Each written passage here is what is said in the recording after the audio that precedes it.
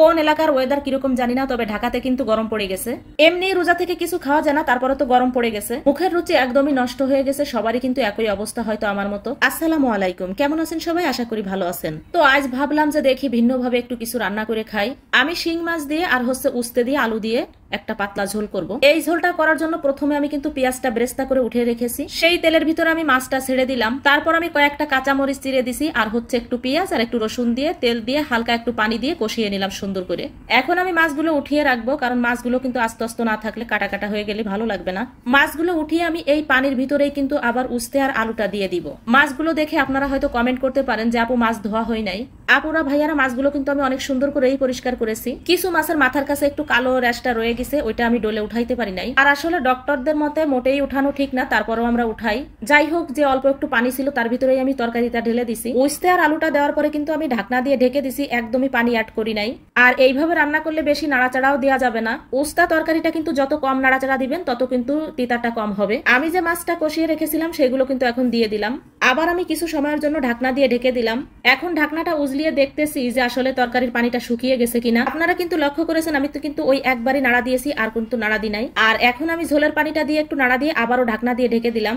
ঢাকনাটা উজলিয়ে এখন আমি ওই যে পেঁয়াজ বেরেস্তাটা করে রেখেছিলাম সেটাই যে শিলপাটায় বেটে সেটা আমি এখন দিয়ে দিচ্ছি। মশলাটা দেওয়ার পরে কিন্তু বেশি জাল করা যাবে না, অল্প টাইম জাল করে নিতে হবে, তারপরেই কিন্তু রান্নাটা কমপ্লিট হয়ে যাবে। আমার রান্নাটা কিন্তু কমপ্লিট হয়ে গেছে। আপনারাও চাইলে এই গরমের ভিতরে রোজা রেখে এরকম একটা রেসিপি করে খেতে পারেন। অনেক মজার রেসিপি এবং শরীরের জন্য অনেক উপকারী। এই তো গরম গরম ভাত, 1 চামচ ভাত নিছি, তার ভিতরে এই যে উস্তের ঝোল। দেখি কেমন হয়েছে ঝোলটা, একটু টেস্ট করে দেখি।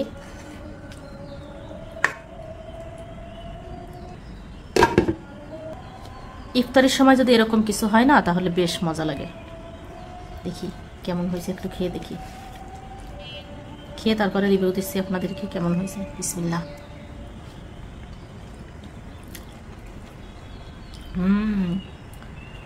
অনেক টেস্ট হয়েছে। মিতুলের বাবা তো আজকে অনেক খুশি হবে। মানে একটু একটু তিতে হয় নাই, উস্তে একটু তিতে হয় নাই। আর এই যে গরম পড়ছে এখন ইফতার করে এরকম কি যে তৃপ্তির সাথে খাচ্ছি, কি যে মজা। কি বলবো গাইস, এত মজা। আপনারা একটু বাসায় করে খেয়ে দেখতে পারেন। আমি যেভাবে রেসিপিটা করছি ঠিক এইভাবে করবেন, এত মজা। আপনি কি উস্তের ঝোল দিয়ে শিং মাছতে খাচ্ছেন নাকি বিরিয়ানি খাচ্ছেন কিছু বুঝতে পারবেন না। আমার কাছে মনে হচ্ছে বিরিয়ানিও এত মজা লাগে না, এত মজা হয়েছে। সবাই ভালো থাকবেন। আমার রেসিপিটা কেমন হয়েছে সবাই একটু কমেন্ট করে জানাবেন।